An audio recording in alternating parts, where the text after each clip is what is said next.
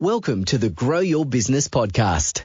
Listen in as we discuss all things business, growth and marketing with business owners, thought leaders and entrepreneurs. And now, here's your host, founder of Roundhouse, the creative agency, Saul Edmonds. Oh, welcome everybody yet again to the Grow Your Business podcast. I have the great pleasure today of speaking with Tim Hyde. Tim, how are you this morning? I'm doing okay. Although I've just been told my renovation budget is increasing by about 10 grand. Don't worry about it. It'll all sort itself out. All that scope creep, right? It's like, that budget you said was going to be 5 is now 15, and I'm like, oh my god, okay. Scope creep. It usually has something to do with either stuff that you didn't imagine was going to happen, or something else happened during the project that made that happen. Yeah. So either one of those two things, and probably a bunch of other stuff. But for outside of that very unfortunate incident, I'm very sorry to hear that. Tell everybody who isn't aware of you already, of Tim Hyde from Win More Clients and from Tim Hyde himself. What do you get up to, Tim? And what is it? What is it about? Like as a short annotated history, I guess, just to kick the podcast off, so everyone gets a bit of a snapshot of who you are, and then we can dive into it. Yeah, sure. I kind of like, I'm using the term sales optimization strategist at the moment. Growth engineer, growth hacker, you name it. I've just been fascinated, probably since a really young age, about this idea of entrepreneurship and people who kind of want to change their world, however big that world happens to be, right? And the guts and determination to try something a little bit outside the box to go and do so. And I'm not sure where that actually comes from for me. I don't come from a business family. I didn't grow up with business mentors per se, like I know a lot of people have, and that natural sort of progression of following your parents' footsteps into the family business and that sort of stuff. I never had that because my mum was a teacher and my dad was an egg scientist. But I recall, and maybe just because I keep telling myself the story, right? I recall probably about at ages sort of 4 or 5, I was fascinated with my Uncle Scrooge Golden Book, right? So, Uncle Scrooge from Donald Duck, right? Who's filthy rich, and he would row his little dinghy round his money pit, right? Yeah, and dive into these coins, right? And I thought this was really cool. And I was just fascinated with this idea of like this probably this reckless abundance. Now, to this day, I still don't know what Uncle Scrooge does. I don't think they actually explained it in Disney folklore. No. What Uncle Scrooge does, but suffice to say, he seems like someone who's always having fun. And I think as a young kid, this kind of really fascinated me about, hey, that money equals fun, or sort of this abundance of wealth equals the ability to have fun and kind of do whatever you want. And I looked around me, and I'm not sure, again, probably more from osmosis than anything else, and looked around at people who kind of went to work, came home, stress, And I don't particularly remember that, but I'm sure it was the case, right? Certainly my parents tell the story of saying, they weren't always comfortably well off like they are now. They worked a lifetime to be able to get to that, and they're now retired and enjoying a fairly good retirement. But they say, there was plenty of nights where we only had like boiled eggs and Vegemite on toast, and that was because that's all we could afford. Now, I don't remember that being something that I missed as a kid. I think perspectives about childhood are sometimes a bit skewed like that. We don't necessarily know what hardships there are or whatever. I think as parents, we just generally try to shield our and you don't focus on them as a kid, right? We don't focus on those things. We just you're playing and you're doing things that kids do. yeah, you've got your imagination. This is back before the internet and online gaming, where you could actually use your own imagination rather than. I know that's a conversation we've had, mate, about how digital technology has actually killed creativity. Yeah. But I that's remember this being, when I launched my first business at the age of 6. I just moved to Canberra. About then, I decided to run a circus for some reason. And I invited all the neighbourhood kids over to be in my circus, and it was a great way to sort of get to know everyone at the school as well. And this is probably the first one I distinctly remember being, my idea that I was going to do, and I was going to sort of make some money from this thing. And I had everybody dress up and act in my circus, and everyone had a great old time. And there was apple bobbing and pin the tail on the donkey and maybe what are the things you whack with a baseball bat and all the lollies fall out of them. Oh yeah, pinata. Yeah, pinata. That's the one. Yeah. And everyone had a great old time. And I had I can't even recall how much money it was. It was just a few dollars worth of that I'd made, and I spent it on a couple of things. Right. I bought a brass inlaid oak cigar box from our local sort of trash and treasure street markets, and that was my money pit. Right. And all of my coins lined up beautifully inside my money pit. Hilarious. And I spent a whole $1 on 1 cent sweets, 1 cent lollies from the local shops. And I ate them all on the way home from school. Did you get sick? No, I don't know. I was on this massive sugar high though. Right. And I thought, this is this thing. Right. And I don't know whether it was the sugar rush or whatever, but I've gone, oh my God, this is so cool. Right. I can have fun. People can pay me to have fun, and I can turn it into sugary lollies. This is the best thing ever, right? How can it's your first, go and being an entrepreneur is your get a sugar high. All right, how can I repeat this? Right? How can I kind of do this again and again and again? Right? And I think that was probably my first experience of entrepreneurship, without all the other crap that comes along with it, right? With owning a business and payroll and taxes and all the other stuff that sort of comes along that we know as adults, consumers. But the, endearing memory of that, and, even sort of through my youth and teenage years, launching these sort of little entrepreneurial ventures, was always, right, people have a need for something, and I can provide that through my own enterprise and be rewarded, as a result, right, and do whatever.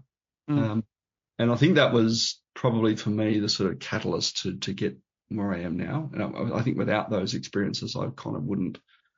I'd be very comfortable with a day job, turning up in the public service. Yeah, 5 days a week, 40 hours a week. And so that's one of the interesting things about this podcast too, is on a personal note, and then in a different way for people listening, is I get to find out completely different things that I didn't know about you, like that sort of origin story, knowing that because your business, your sales and marketing automation, and of course, a lot more than that you can sort of expand on, but that story gives an interesting framework to that, because then for me listening to it, it's like, well, you had this concept about what that could sort of represent, and then fast forward, all these years to this point now, then, my assumption is that, come the advent of things like sales and marketing automation, which is however many years ago now, you stumbled across that, and it's like, the idea being to do things better in order to achieve things in a more optimized and better sort of way for yourself in one respect, but then for other people too. That's it. Is that so? As a segue, I guess, into that part of the conversation, is that what you were talking with, your origin story of sorts, was that those ideas, did that lead to when you stumbled across sales and marketing automation going, wow, this is an even better way to do stuff? Or how did that actually happen? I think there's a kind of art and science to growing your business, right? Certainly, the interest in entrepreneurship probably comes from that sort of childhood experience and trying different, like I introduced a sausage sizzle to our school fete because I was like, I don't want Devonshire tea and cake, right? I want a soft drink and a sausage in a bun. So there was this kind of recognition that people need something solved, and enterprise comes from the ability to kind of find a solution to that in a creative way. I somehow managed to find myself doing IT at uni before the internet was a thing. 1991, 1992, 93. And the thing that I found with that, this is back when you had sort of dot matrix paper, right? It was print out, it was all perforated metal and kind of stuff. And we would write code to deliver a consistent outcome, right? And business in many ways, I think, almost we sort of create this little microcosm of the Industrial Revolution, right? Previously when pre-Industrial Revolution, it was you as a craftsman sourced all the materials, produced the goods, turned up the markets and hawked your wares. Post-Industrial Revolution, you've got robotics that deliver all the thing and you press the button and, have someone else sell it for you. And this almost is a microcosm of what a business journey is from when we start a business to when we kind of maybe exit in some capacity. And the thing that I found writing sort of code at uni was, and even sort of when I sort of started my working life, was you start at line 1 and you go through line 2, line 3, line 4, line 50, line 78 million, And if there is a break in the code, and we would at uni, we would kind of roll this paper out down the sort of the dorm room hallway and sort of red pen going, okay, where is this stuff broken? Because it'd take forever to bloody compile bits of code into a program to execute. Meanwhile, we'd piss off to the pub and have a few beers and then come back and go, oh, shit, it broke. All right, print it out, work out where it's broken, recompile it, go back to the pub again, have a few more beers and repeat the process. What I started to realize in a sort of business context, because I founded a social media site in the late 90s as well, on the side of my day job with a couple of mates, was that the way we wrote code was very similar in many ways to the customer journey that businesses took people on. And I'll go into that in a bit more detail. And what I mean by customer journey is that someone starts with a problem, but they do not know about you that you can fix it. In fact, if they never discover who you are, you will never be able to fix someone's problem, but the problem still exists for these people. It may not be today's problem or tomorrow's problem or the day after's problem, but they still have a problem that people have. All right. Mine was I needed a new sort of, kitchen to be able to sell my house. Yours might be the website doesn't work. Right. And we know that you can fix websites, Saul. Right. Or you're not articulating your value proposition in a way that's really easy for people to understand. Great. Solution is maybe an infographic. Right. So people have a problem whether they know about you or not. And your customer journey is like that bit of code, that it starts at line 1 when they don't know who you are and start to discover, you and that you can solve their problem. And it goes through line 1, 2, 3, 4, 5, and it gets to line whatever. But if that code breaks at any particular point, those customers get the blue screen of death or the spinning wheel, which we've all experienced in some capacity when we use computer programs, or it hangs, right? Yesterday for me, it was Netflix, right? With the little spinning red wheel that says Netflix isn't loading. Great.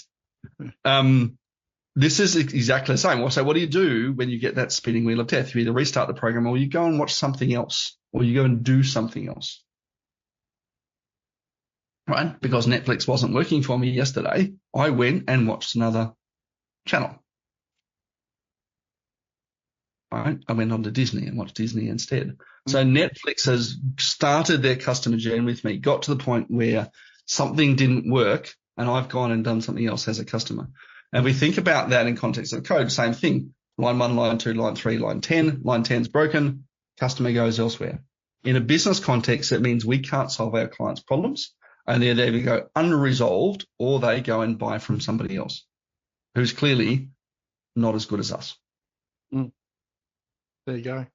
That's the way you explain that too gives me like a bit of a flavor of what you were talking about before, that mix of art and science, like the metaphor of using code's a really good one actually, because that's and there's well, you know, I guess arguably easier tools to be able to identify broken code, but you often have like two developers, you know, in sort of sprints and stuff, like looking through stuff to check as they're doing it, because you know, it's often the littlest things too, isn't it? It's like that's, you know, in itself, that's probably an interesting metaphor there too. It's often the smallest, most, you know, in the world of code, like missing a period or there's a space and you can't even like see the space. So the detail is so small that it's almost invisible.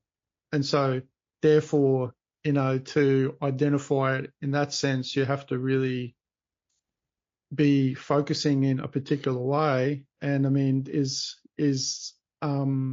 could say that's also very similar. Like there's very, very small things that happen in business, or, you know, even if you use the metaphor, I guess, of, you know, Chinese whispers or miscommunication. Someone says A, someone hears B, and yet they're hearing and sort of saying and understanding the same thing, but the interpretation is like, you know, seemingly minuscule to one person, but to the other person it's like, what? You know, It's like completely different.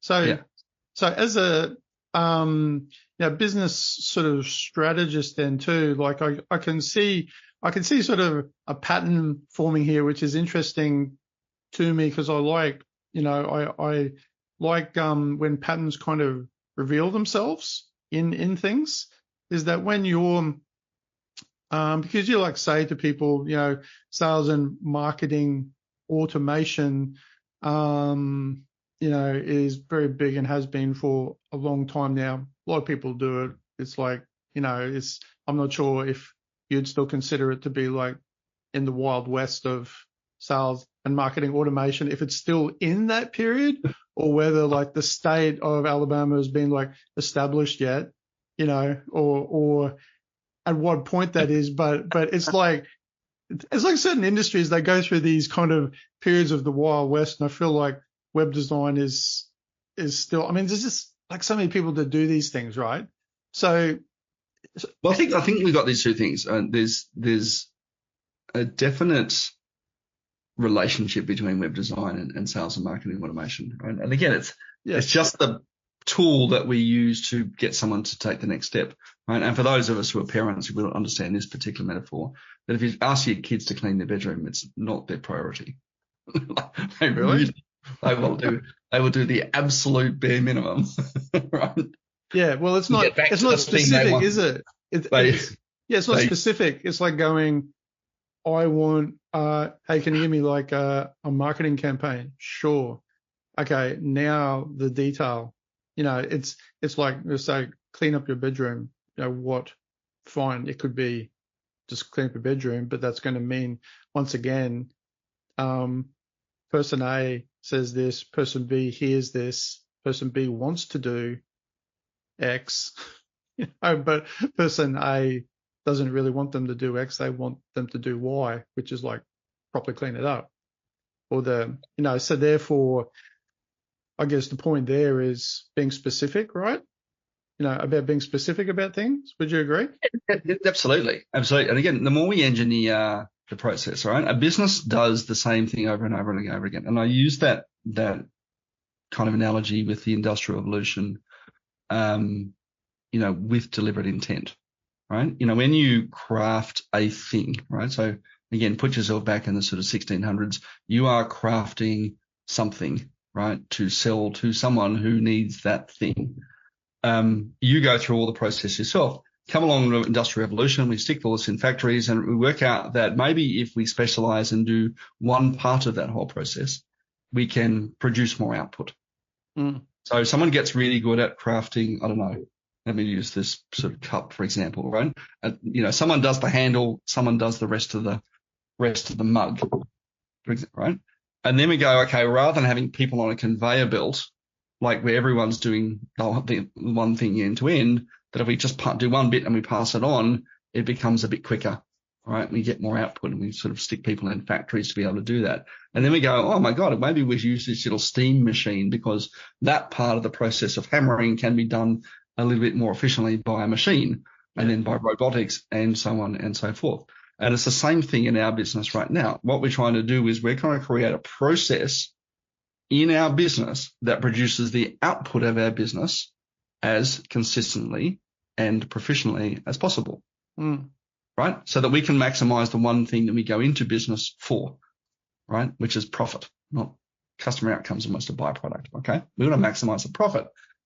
And we do this day in. Every time we wake up in the morning, we go, how can I improve my process? And how can I make it more efficient? And what can I learn from what I did yesterday to make today a little bit better?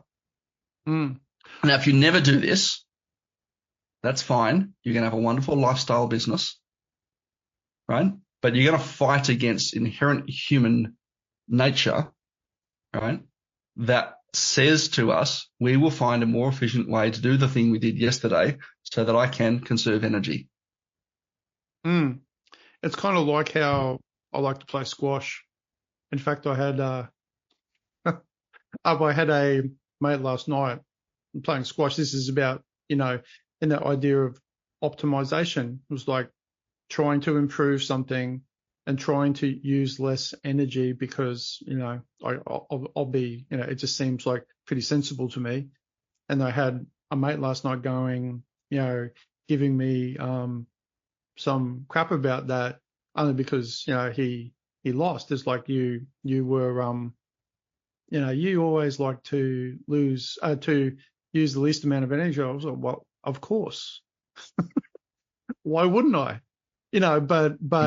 But it was interesting because that, highlighting then in this conversation too, when you were saying just a second ago how, people, and I assume you weren't really talking about everybody, but the idea that people wake up and go, find new ways to improve things and optimize and all that. I mean, yeah, that's of course true, like for many of us, but like maybe, I mean, I don't have any numbers, but I would argue that for most people that they don't do that because they're just on the treadmill and just doing a particular thing, and they don't have enough time to do that then too. And that you had something I was reading, I think it was on your website, and it got me thinking about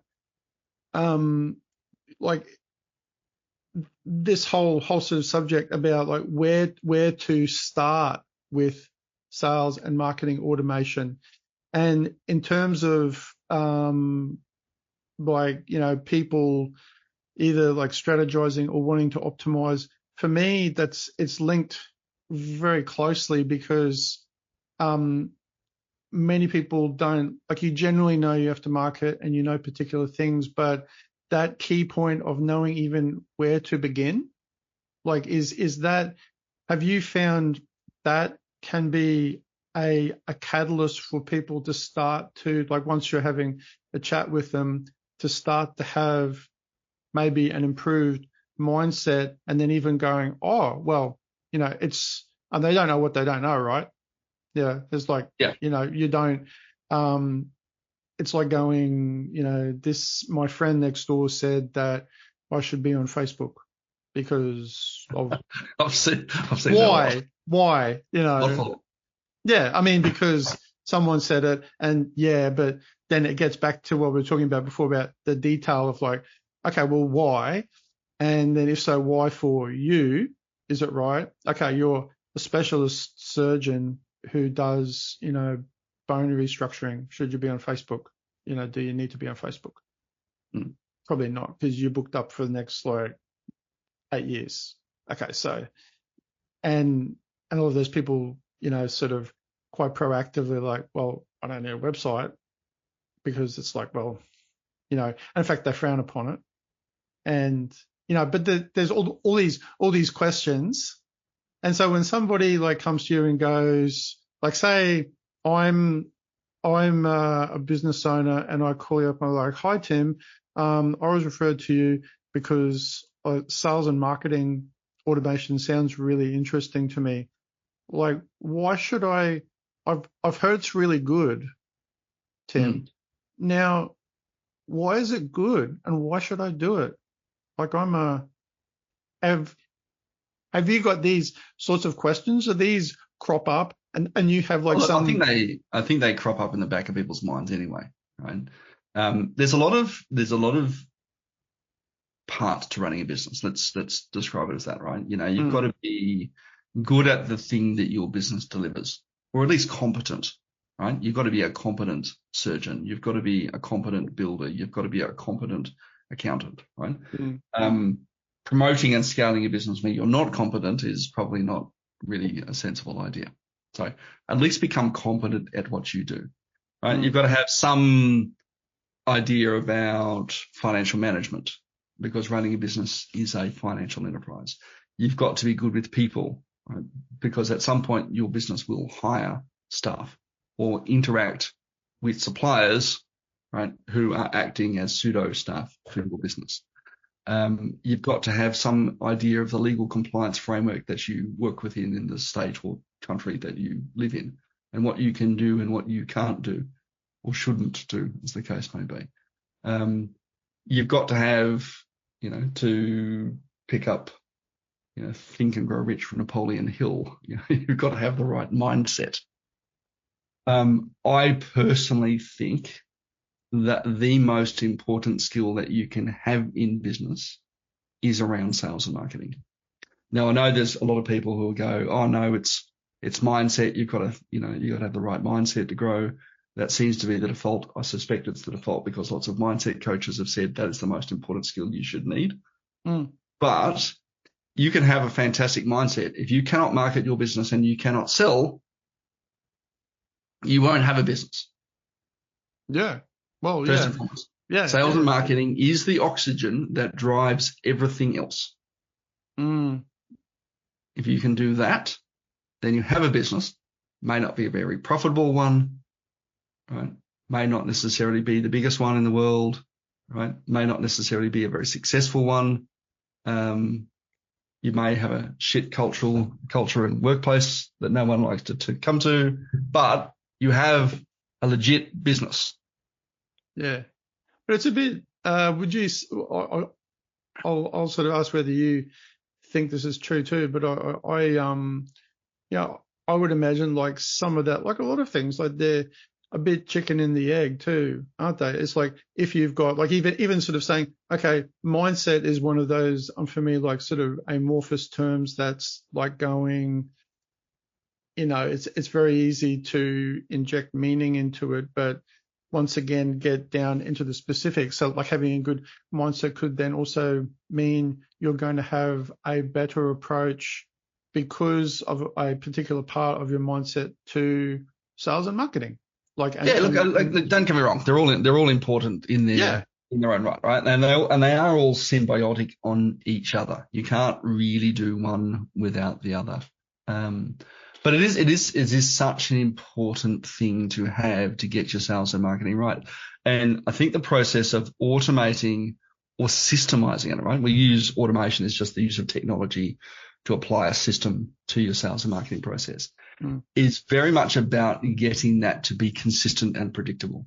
Now, the one thing we know as small business owners, and the one most attractive thing about working for someone else is the consistency of payroll.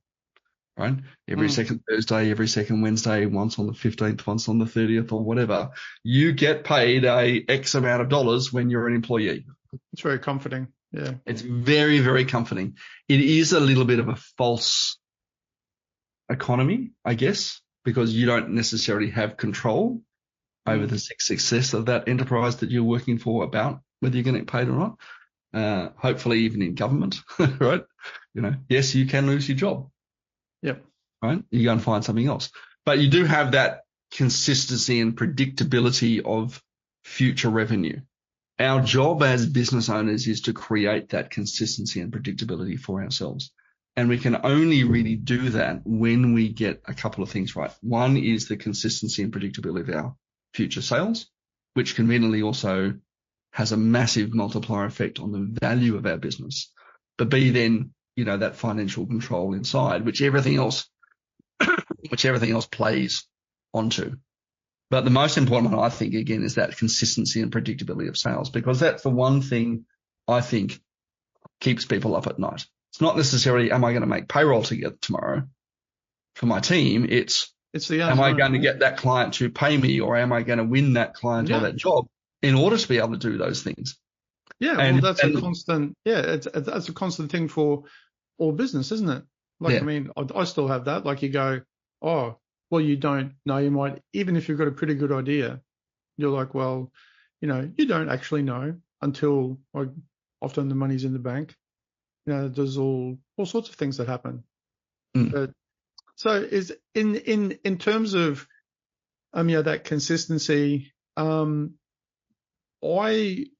When I think about, like, having and we're talking about good use of technology to be able to create consistency, and of course then understand numbers, because it's a numbers game, right? And you got systems that you set up, and behind that is originally good strategy and good thinking, because it doesn't just magically happen on its own, of course. And so, but when you've got because like CRM, I guess this comes back very much, for me anyway, to the meaning of CRM, customer relationship management. So if you are able to understand, like, via, this good, easy to use management of, leads, and then also ultimately customers, and you don't just use it as like just a really, really, really good, contact book. It's just like, it just keeps all your contacts, which I feel like most people probably, once again, this is just me, hypothetical, whether this is true or not, but I feel like most people view it like that, and then it's just to get some leads in. But can you, I guess, expand upon a little bit more how you those sort of expanded sort of tools, that something like a good CRM, because you use a particular one, keeping contacts, sales and marketing automation, how it's much more than just a big contact book. Yeah, well, look, firstly, the art of sales and marketing automation, sales optimization is around, I guess, creating that predictability. Okay, so I want to sort of just anchor that with people first. Sure. Your CRM tools, and there's a ton of them on the market, right? Whether it be, anything from MailChimp to Salesforce and everything else in between. There are literally thousands. I think Go High Level have muddied the waters a little bit lately by enabling agencies to create their own CRM offering by offering a bunch of SaaS tools. Yeah. But basically, as you say, CRM technically stands for customer relationship management. I would challenge people to think of it more as contact relationship management. It is a place where you can put information about the people that you know. Now, normally we would stick that into a head, right? Unfortunately, our brains are not really hardwired to kind of remember and recall data very easily. And I'll say this, in context of some research done by an anthropologist named Robin Dunbar in the sort of 80s and early 90s, and I think his paper was published sort of 1991, where he talks about this idea of how many relationships that we can maintain as human beings. He hypothesized that we can maintain 5 super intimate relationships. Okay, those are typically with our loved ones, right? So, your significant other, your children, maybe your parents, right? Your siblings, and so on. Generally speaking, that's 5 really intimate relationships. And And those are often the people you spend the most time with, right? So you know what your partner is allergic to, and you know whether they like salt and pepper on their fried eggs, you know, rather than just a bit of salt, or you know what cup of tea they drink and whether they have one sugar or two sugars, you know, with milk and so on. Those kind of intimate details that are really sort of important. Outside of that, we have 15 close acquaintances, and that typically is often your family. Like I don't know how my brother has his coffee, for example. I know he drinks coffee, but I would have to ask him to know what he has his coffee. I don't know how his day was at work yesterday, because I haven't seen him for probably a couple of weeks now. You know, those sorts of things.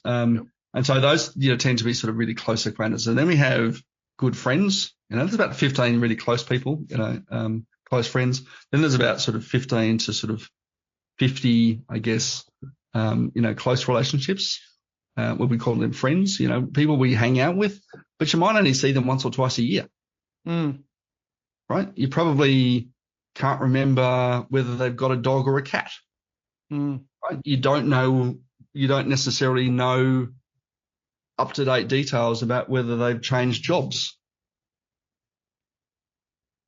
right? Or what they did last week, right? You might remember what sporting team they follow, but that's about it, right?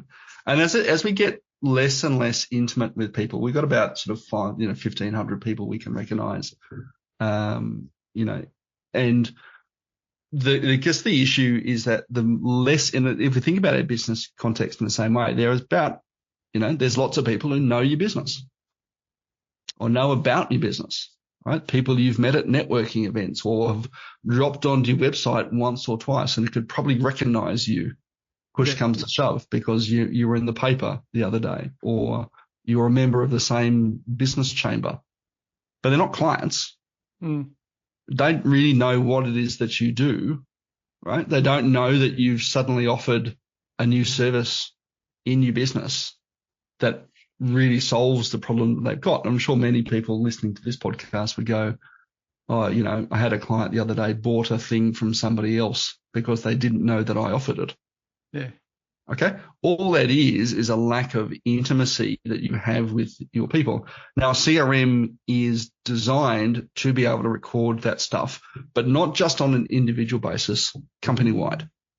So the conversation that your business partner has had with someone about the fact that they've just had a separation and the dog died and, you know, the horse died and, you know, we're going to the OK Corral and we're going to sing a country song, right? You know, that information we want to take from a business context, we want to take out of individuals, we want to put it into a location that everybody can access that so that we can have an intimate conversation with the connections that our business has. The automation side of that, on the flip side, now be very clear that not all CRMs and not all automation tools do both. Like for example, MailChimp, awesome EDM system, but does not allow you to record intimate details about your prospects and connections, but it will create leverage. And so what we're looking for ideally to help us grow is a system that does both. Records information about our customers and contacts, whether we put it in or they put it in as a result of some action that they've taken, and an automation tool that allows us to create leverage, right, in communication and updates. Now, the cool thing about, I think, that when we go through this process with clients is that, A, we don't want to build everything from the start because we don't know what it's going to look like for them. Things will change as you do it. It's not a tick this box and we're done forevermore kind of thing. In the same way that if we build a website, guess what? When you change the services, you need to change your website. Yep. If you change your pitch slightly, you need to change your website. If you change your staff team, you need to change your team page and so on. Is that it allows us to kind of unpack what the process should be and almost engineer that predictability. So you've got a customer. What do you want to say to them at this point? right? You do this thing 10 times a day, and fine, it only takes you 5 minutes each time you do it, but you do it 10 times a day. That's an hour a day times 200 times a year. It's 200 hours times the 5 people on your team, right? That's 1,000 hours. There's a pretty reasonable business case to automate or systemize that particular thing. But we don't know it until we drill into and now what, and now what, and now what. Okay, the same way that if you tell the kids to clean their bedroom, if they don't do it, well, and now what? If they do, and now what? Yeah, it's a realization, I guess, too, isn't it? Like once I would imagine there's a certain part of people who haven't been involved or haven't had a CRM or haven't really sort of harnessed that real, power or opportunity. Let's say more than power, opportunity that might bring. That once they get that it's an organic sort of process and that it's a changing process, because I feel like a lot of people are still, and sort of understandably so, they're still, caught up in an idea about marketing which is still around in some areas of you do it and it's fixed in place, and then you don't interact with it. I mean, the world's very different. For the most part, it's more, interactive, and it changes and it works better because it's changing and because it's getting information to better understand. But people are still very caught up in, that, well, in my day, it used to be you just put it out there and look at it and then you'd call and then you'd buy it and then that's it. And it's like, see you later. And that's very simple. And there's, it's sort of a simplistic, and people almost have maybe not a pride, but like that sort of frustration that, well, why does it have to be more complicated? Because I know I've had this, or at least had this implied part of conversations where people do, once again, I guess, understandably feel like perhaps it's more complicated because you're just trying to sell them more stuff, and that they're going, oh, you're only doing that because, you're just making it more complicated to sell more stuff to me. And I'm suspicious of that. And I mean, there's certainly parts of that where people do that, no doubt. But the core, once people do understand the core benefits of this process that can be organic and understand things, that's where like some elements of AI come in now too, right?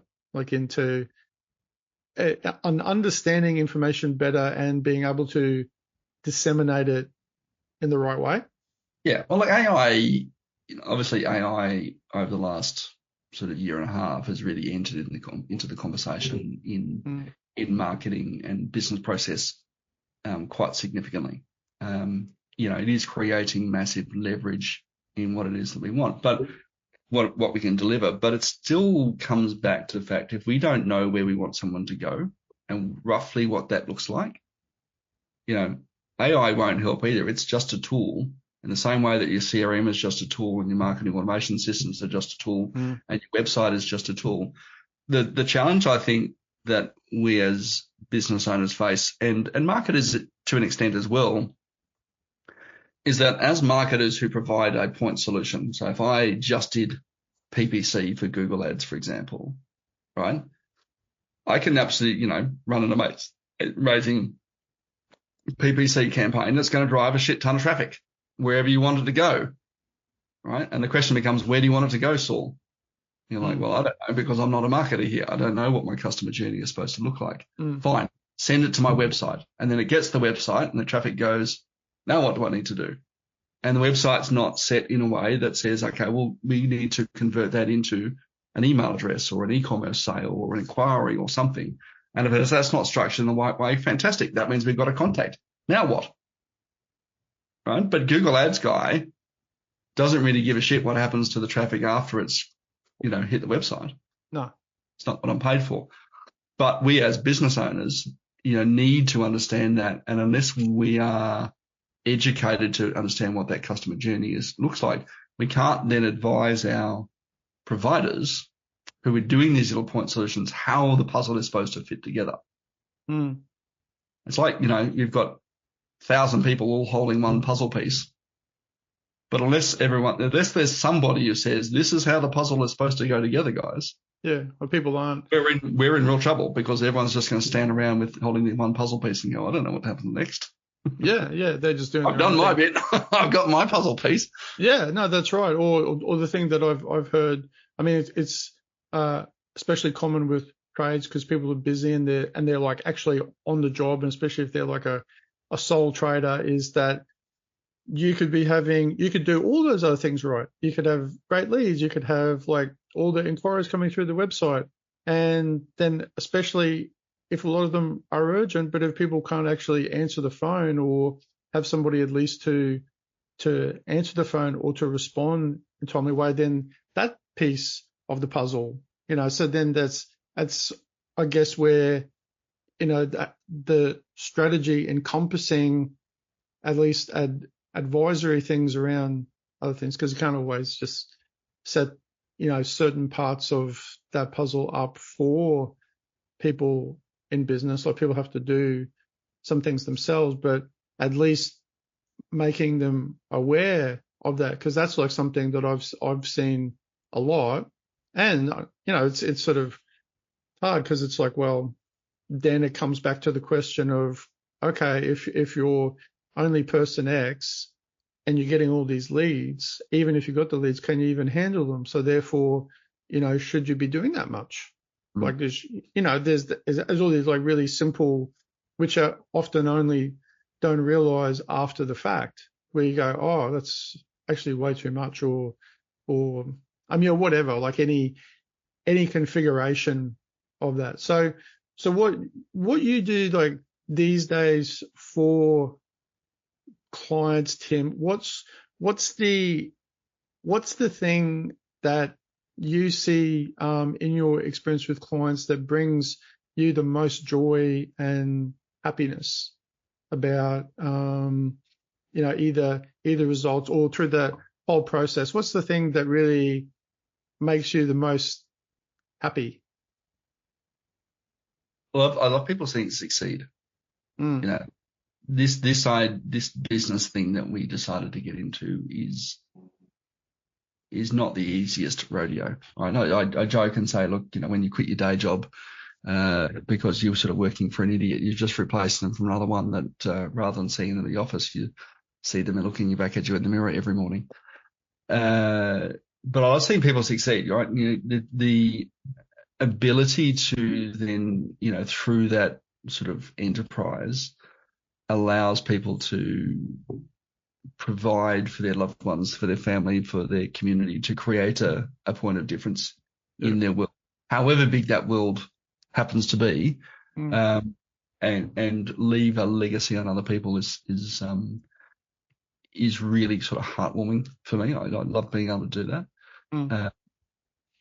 There's always, I guess there's this sort of flip side is like, oh my God, all marketers are charlatans and crooks and, but look, generally speaking, when we work with someone, we want the best for them.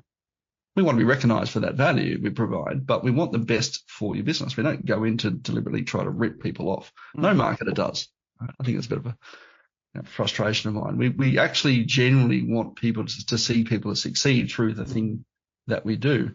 Often it's bits that are outside of our control that it doesn't. Right? Marketing is a great experiment in many ways. We try stuff and see if it works. So, a question I get asked is, if I'm doing an email follow-up sequence or cadence, how many days, how long should I wait between email 1 and email 2 and email 3? Well, guess what? There's no hard and fast rule. It depends. What we're going to do is we're going to try for your audience different things, and we're going to split test and say, well, what gets better results for you and what gets better results for your client? So we can only know that by putting a volume of traffic through it over time to understand that. And again, that's constantly changing. That's understanding. And I guess in a funny, more scientific sort of way that's unrelated to curiosity, too, because like if you're not curious, it's obviously for your business, like to get good hard data, out. But if you don't have that initial impetus, maybe to even think that's important, it's like, well, can't it just be like the old days when you put the billboard up and someone just called, or you got the newspaper? And I mean, that's still in the mix too. Yeah. That's obviously still there. And but even then, that whatever mechanism you had for getting people aware of you and whatever call to action was off the back of that billboard, maybe it was a phone number, maybe it was an address. If you go back far enough, would have been what says, "Here's my thing, be aware of it." That's just the start of a customer journey. Someone then does a thing off the back of that. Yep. Right. And then you want them to do the next thing. Maybe they want them to book an appointment with you. Okay. So how do we assure that most people who book appointments actually show up for their appointments? And when they're there, how do we ensure that they are interested in what our product is? What do we do after that? Right? We have a system we call our sales recovery framework, right? That actually converts about 50% of people who don't buy from you straight away. Over time, because the people you speak to who want a new website, who want a renovation, who want some insulation, want some whatever it is that they're talking to you about, are not always ready to buy today. They're going to buy from someone in the next 180 days to solve that problem. It's just not necessarily today's problem.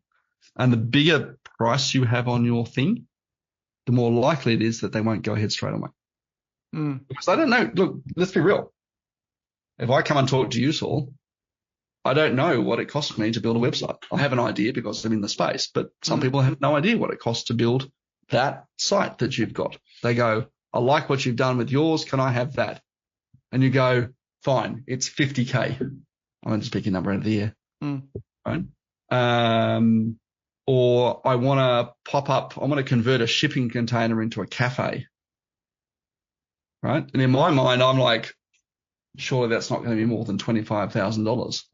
I've got $25,000. I can do that. And when you turn around to me and say, "Oh, absolutely, Tim, we can do that. It's $250,000. You're like, it hasn't necessarily changed my desire to get the outcome and do it. It just means, oh shit, I now need to go and sort of take some money out of my mortgage. Yeah. And I've got to go through a refinance process, which is going to take me 4, 5, 6 months to be able to do it. And then come back to the original conversation and go, well, I've got the money now. Yeah. Or I've hit up friends and family to sort of come in as a partnership with me. Yeah. Or then just leave your day job and become a builder. And that's right. Yeah. Yeah. That's right. Okay. Some people do. So, that doesn't happen. That doesn't happen straight away. That takes some things take time. And if we don't, if we've done all the work to get someone in and only care about the people who are ready to sort of go ahead today, we're going to leave a lot of opportunity on the table. So what do we do to following up? So I see the same thing on social media at the time. I don't know how many people you're connected to on. I'm going to look it up right now while we chat on LinkedIn. Right? I think it's over 9K. How many reckon? I think it's about. I think last look at. Actually, I haven't looked for a while. I think it's over 9K. There we go. 9,000. More than 9,000 people that you've started relationships with. 9,149 that you've started relationships with and not progressed them. You've left it in their court to progress. Yeah, well, many I don't want to. It'd be like going on lots of first dates and never having a second one because you didn't actually ask if someone wanted a second date. Yeah, but then it's a numbers game too, isn't it? It's like, well, you don't want to go forward with all those people because you haven't. There's obviously there's. Yeah, but it becomes a numbers game because we're not deepening the relationship, because we haven't designed a system that allows us as a business to deepen the relationship with people over long enough that they go, "You're a genius. I love what you do. I am going to need that at some point. And I like you enough to wait to come to you when I need it." So what do? We just connect with more people. We connect with more people and we connect with more people. And we spend more ad dollars in the hope that we connect with more people again. Right? In the vague hope that somewhere we're going to find that person who wants to have 10 kids with us the first time we meet them. It's a lot of kids. That's a lot of bedroom cleaning up, Tim. Yeah, mate, it absolutely is. That's a lot of bedroom. You'll need a good sales and automation system to keep that under wraps. That's right, to deepen the relationship. To keep it, perhaps. Yes. Get it? Yeah, notice my t-shirt. I'm wearing my keep t-shirt. So. Yeah. But these guys, like this is, for if you're watching the video here on YouTube or wherever you're sort of watching this, Keep as an automation company, they've been around since 2002, which is about the time that I guess marketing automation became a thing, right? My kiddo Salesforce, they were sort of, early noughties, late 90s. As companies, that's when they were sort of getting together. What have they done? They've given me quite a good quality t-shirt, right, as part of their branding kit. And I've got half a dozen of them. So every time I pull one out, I'm constantly now top of mind with this particular brand. Yeah. It's good to have pretty sensible marketing strategy. And you can't undersell the importance of a good t-shirt. And I'm not actually joking there either. Like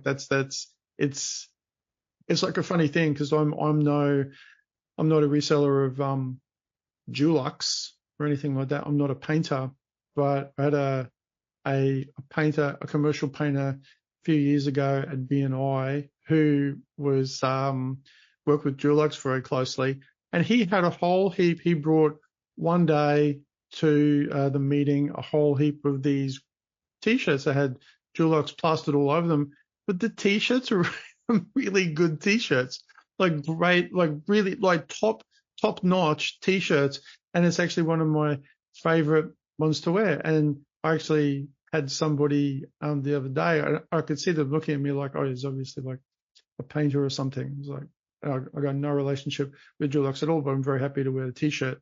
But it's like it's an interesting example because sometimes those little things become sort of quite important and they lead to other stuff. But just like as we're getting on sort of the tail end of what we're talking about, and I asked you before about what was important when you're working with clients and things like that, and we've been talking also about that these things are ultimately for people's business, and then what's important to them, why they even run their business. What's important on a personal life? Like what's important to you, Tim? Like outside of the businessy sort of things, but it's often linked as a business owner. But what's most important to you in life at the moment? Outside of the t-shirt. Outside of the t-shirt, I think the thing that I love about my business, and I've worked from home now for 13 years, and my team is scattered all over the world, so it actually kind of works quite well for us. Right? Zoom has been great because we've basically got this virtual office we open all day long to connect with people. So I love the flexibility of it. I can kind of work from anywhere. My business coach mentioned this the other day. He says, we've got a coconut business. And, I've literally got the laptop under the screen right now that I can pick up and work from anywhere. Yeah. I can actually go to a beach and, drink cocktails from a coconut and work from the beach as long as there's an internet connection. So I love the flexibility that my business allows me to have. And I think also sort of being able to connect with people all over the world who are going through very, very similar challenges as well. In fact, just before this call, I was on a call with a guy in the US who's, has been in the game that I'm in about the same period of time. Our businesses are at very similar stages about where we're at. We're facing very similar challenges. And I think without things like Zoom and whatnot, to be able to connect with someone on the other side of the world, wouldn't been able to have that shared experience, which is really, really cool. And I think for me personally, a lot of what drives me is around creating those shared experiences. So whether I have a sort of a very keen passion to cook, with people. So I love cooking and entertaining, and that's part of that. I think that shared experience, which I love, and those things are super important to me. I've just invested far too much money in a kitchen renovation, just for that very reason.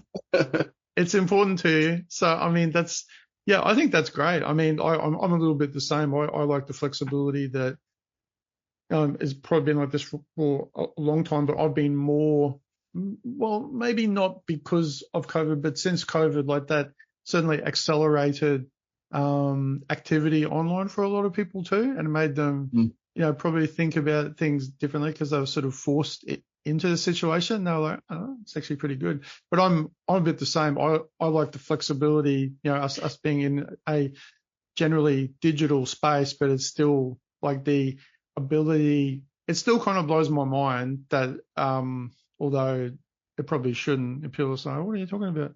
But like that, I can, talk to people across the other side of the world, talk to you, and have these types of conversations, and it'd be very personable, and you can do things that you would otherwise not be able to do.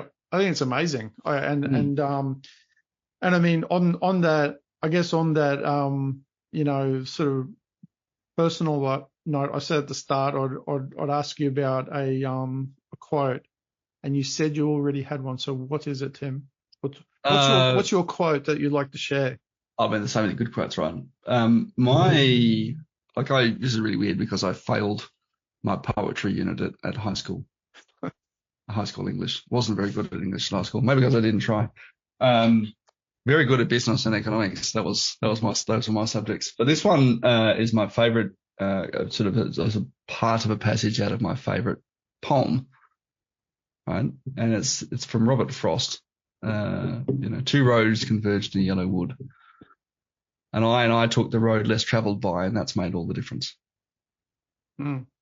Nice. That's the art, and that's the you said you weren't very good at English, but you have been talking about art and science a fair bit, and I do relate to that very strongly. I like that where those two worlds meet. I think it's really fascinating, and it's a little. You struck me as a bit of a Renaissance man, Tim. A Renaissance man. I'm going to take that. No. I'm sort of, no, this sound like a joke, but like that for me, that means, it doesn't literally mean, someone who loves art and science, because that's oversimplifying. I get my puffy sleeves out with the ruffles. do please, Tim. Yeah, next time I see you online, I'll be expecting that. Puffy sleeves, a nice big foppish hat with a big feather in it. No, Renaissance meaning, the sort of thinking about an interest in multiple things and like striving to excel in a bunch of them and finding sort of meaning and cross meanings in things in art and science and other stuff. Like I always love that stuff. I find it absolutely fascinating. So I'll call you a Renaissance man, and you can hang your hat on that one. And I will. Well, and something to I suspect we have some long conversations ahead of us over a bottle of red wine or two. Yeah, I think so. Philosophy of life, the meaning and of everything. Yeah, I reckon. Yeah, and so, and on a practical note, for people listening too, where's the best place online or places where people can go and learn more about you and win more clients? Look, definitely connect with me on LinkedIn. I'm really active on LinkedIn. I should say my team is really active on my behalf on LinkedIn. You can always hit us up on our website at winmoreclients.com.au. I'm sure you'll put that link in the show notes as well. Yeah. But that's probably the best two places. You can follow me as well on my podcast at More Clients, Less Effort, which you'll find on all good podcasting channels as well. Thank you, Tim. Great chat. Fantastic and thanks for sharing like everything the way that you actually shared. It was very interesting, and hope that everyone listening gets some really great things out of it. And thanks again for being on, and say goodbye to everybody, Tim. Goodbye, everyone. Goodbye, everyone. See you soon. Bye. Thanks for tuning in to today's episode of Grow Your Business. Have a great day, and we'll see you next time here at the Grow Your Business podcast.